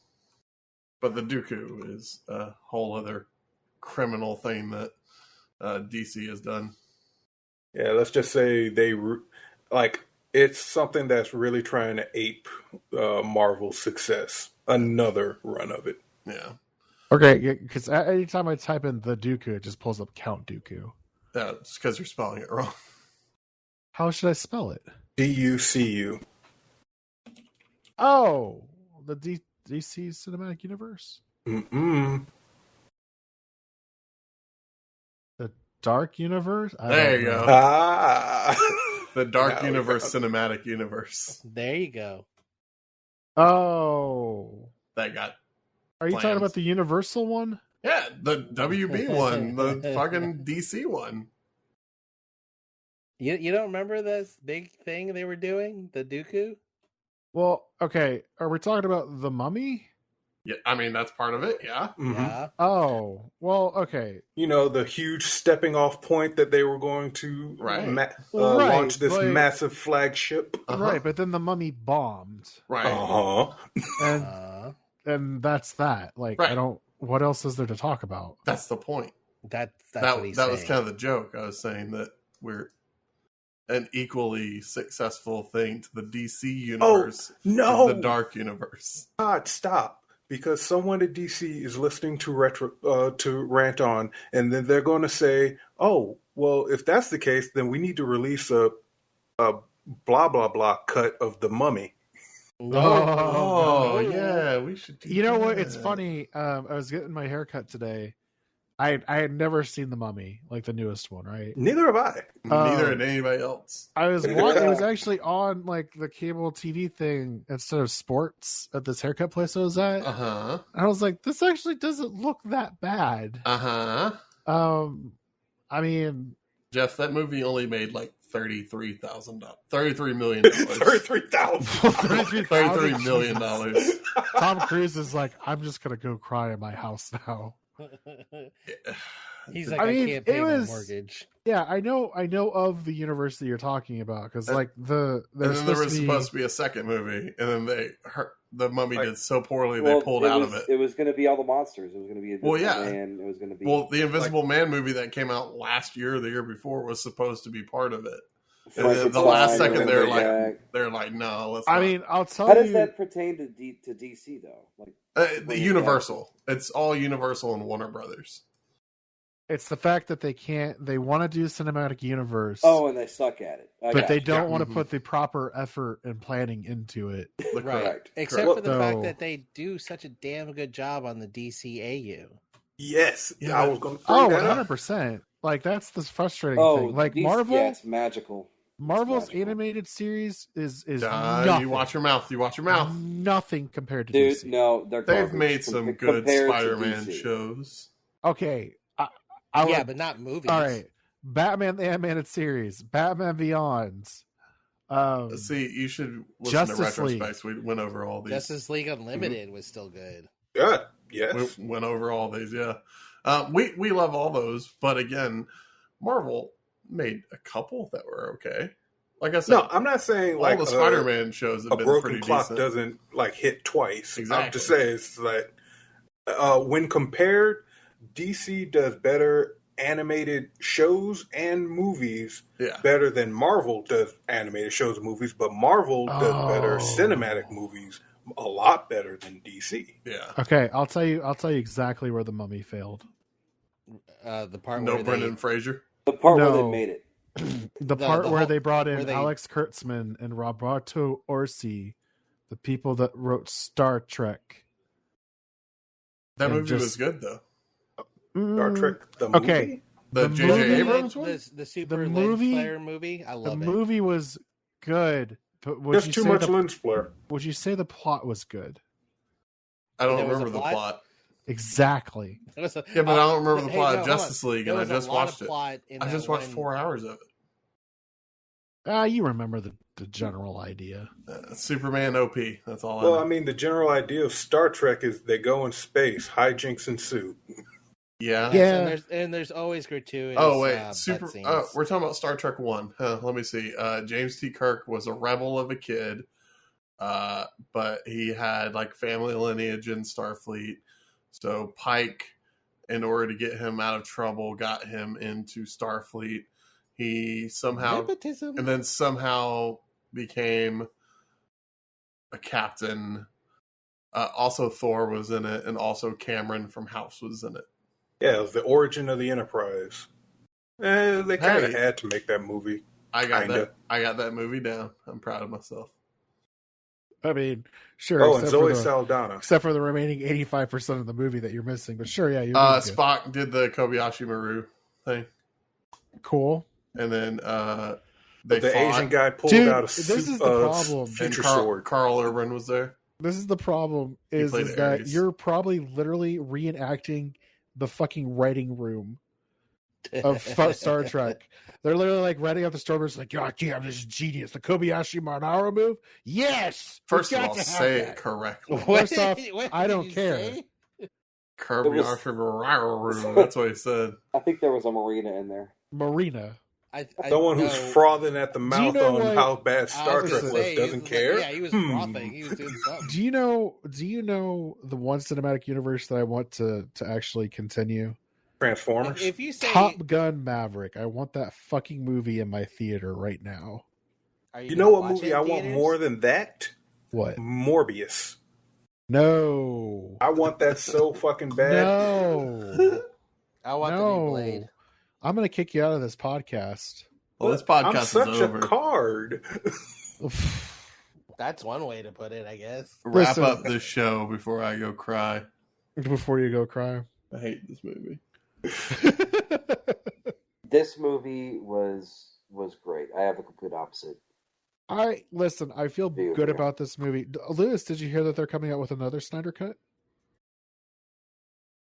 Wait, what? Oh, the black and white. The black and white version? Yeah. It's going to be a black He almost fell for it like I did. He almost like, wait, so they're Fury roading it? Yeah. It's the recut version with 30% more cyborg and slow motion. I'm in a Discord for my company, and one of the corporate guys that I work with goes, I'm watching the Snyder Cut now. My surround sound doesn't appear to be functioning. Is that a HBO Max issue? And then here goes, surround sound works fine on Disney Plus. How annoying. And then the guy that runs at Best Buy, so on Twitter, at Best Buy, he wrote in all caps, the soundtrack will be played via cassette Walkman to ensure Zack Snyder's creative vision. I was like, oh my God. I mean, for real, the 4:3 aspect ratio, like I was saying earlier, it took me a minute to get over it. I was fine with it afterwards. But still, it just boggles my mind for a movie that was destined for streaming services. Oh, it's because Warner Brothers really didn't want to release the Snyder Cut, but they gave them a little bit of money. So they said, okay, you can have a little bit, maybe 75 million. 75 million is a little bit of money. All right. Comparatively to what the original movie cost. Now, I want to point out, though, he didn't receive a paycheck for this. Yeah, good. No. He doesn't deserve one. Oh yeah, my God. I wasn't saying he was going to receive a paycheck for it. It's just that this was very using the petty cash that they have just to try and put something out. So if they're going to pay people, they're going to pay people as little as possible. And what better way to not pay VFX artists as much is to cut out 40% of the screen. I could cut out probably a good 30 minutes to an hour. You know what this is turning? But that's not the point of the movie. That's not the point of this. It was to just get out everything that he did and put it out out there for everyone to see and say, you can't ask for any other cuts because we literally gave you everything. Everything. That was the whole point of this movie. Like, don't ask us for... It's basically Sakurai and Smash said, don't ask me for anything else. We gave you Steve from Minecraft. Except Crash Bandicoot and Goku still aren't there. That's true. One Punch Man. Saitama's too OP. Saitama's too big for Smash. That's also true. I don't know. I'm kind of the most thing I'm most interested now is like the leap pad effect from this. Like, is this going to generate? Gotta do nothing. Like, I don't know. Nothing. I truly don't know. Like, because I think they're supposed to be doing a new Superman movie. They're doing a Flashpoint. Now, the thing is, though, the new Superman movie is from J.J. Abrams. Oh, no. So many lens flares. So, and they're talking about that being a reboot. I'm Reboot of what? We just rebooted it. Yeah. Well, okay. Well, but we're talking about The Flash. There's an infinite amount of reboots that we're going to do. Right. I think the only one that is safe right now is Aquaman. And because Amber Heard got canceled. They can't bring that back. No, Aquaman's fine. Jason Momoa is cool. It's just they have to bring in a new redhead. I think so. He did that commercial in the Super Bowl a couple years ago. No, Ray Fisher will not be back as Cyborg. Who? The guy who played Cyborg, Ray Fisher. Who? I couldn't tell you what he's been in. I'll be honest with you. That's the point. Yeah, but he sat there and like... They already have a Cyborg movie. It's called Teen Titans Go. Yeah, like in the Snyder Cut. Sorry, not never Go. Once said booyah. Yeah, he never once said booyah. I'm pretty sure he fought for it, the guy who played Cyborg, and they're just like, no. Did they cut out a couple of those my man things? Because I feel like a couple of those were gone. Well, they did put one in there. Yeah, those were weed. There was one. There is one. Well, they cut out the one where he leaps on the Batmobile, and he's like, yeah. Yeah, okay. Yeah, I was looking for that, and he didn't do it. I was waiting for the booyah. I'm just so glad there's no more Russian family. Why? Because they're dead. It's Russians? He does. No, he has something against families. No, it's just the fact that it's the one that Superman and Flash were like trying to save, and where they carried the car away. It was stupid. It was like, all why? Horseshit. It was all horseshit. Why are they? Anyways, they should have been like radiated from Chernobyl. All right. So, anyways, guys, thank you so much for joining us for our roundtable discussion of the Snyder Cut. We are at, I don't know what fucking time we're at right now, but it's not 4 hours. So 2 hours. So pretty much half. So basically, we reached the point where everyone reached on the Snyder Cut. I also read. Is it ending? I also read somewhere that the Snyder Cut will be reduced to 2 hour runtime with new footage directed by Joss Whedon to preserve Snyder's original vision. I want to thank you so much for joining us tonight. I've got David, Todd, special guest Lewis, and Nick from Retrospects. Hey, they record on every other Sunday. Every other Sunday. Record tomorrow. The 21st. We're dating. If I'm not mistaken, I'm going to plug the fact that they're doing a Game Boy episode. That's what they said. We are going to be talking about the history of the Game Boy, how much everyone hated the 50 batteries that it took, and that's a Game Gear. Different. Well, yeah, clearly never played Game Gear. No, I had an original Game Boy, and it took a boatload of batteries too. The thing could drive me to school. If we don't talk about Golden Sun, listen dead to me. If you were a kid back then, you just had a backpack full of AA batteries, and that was your life. I was poor. I couldn't afford AA batteries. Yeah. Do you know how many remotes I cannibalized? Oh, fuck yeah. Fuck yeah. And then he got in trouble for doing that. God damn it, the clicker don't work. The remote's broken. All right. But yeah, we do have that. Wait, did you just say the clicker? Yeah, the clicker. Well, yeah, but I'm imitating a dad saying that. Okay, boomer. All right. Thank you all so much for joining us. We'll probably have another deep dive into another fucking project at some point where we resurrect the Real Reporters once again. Nope. Just to annoy our producer Todd. Nope. Thank you all. Good night. Just remember to always look for the horse theme.